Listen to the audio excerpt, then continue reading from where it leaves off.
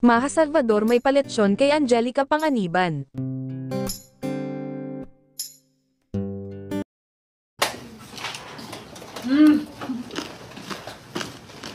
Diyos ko. Legit? Diyos ko.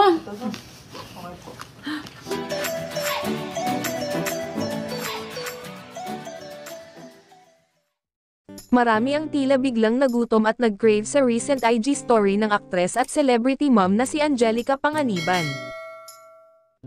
Patakamang naging post ni Angelica Panganiban nang ibida nito ang masarap na regalo ni Maha Salvador. Napasana all ang mga netizen kay Angelica matapos siyang bigyan ng lechon ni Maha.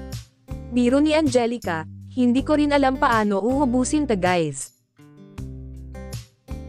Tip in life, kaibiganin niyo si at Maha salamat papa. Ikaw ang buntis pero ikaw ang maalaga love you. Ikaw ang buntis pero ikaw ang maalaga heart hands emoji love you.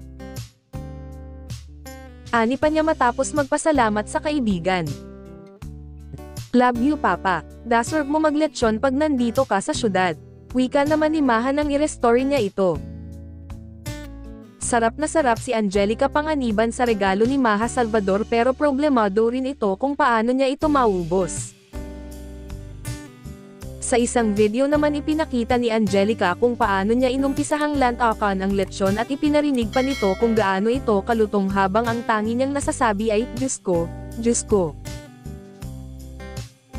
Say ng isang netizen, ay sana all may paletsyon, yung kaibigan ko kasi puro utang lang. Si Maha siguro dapat ko ay barkada, saad naman ng isa pa.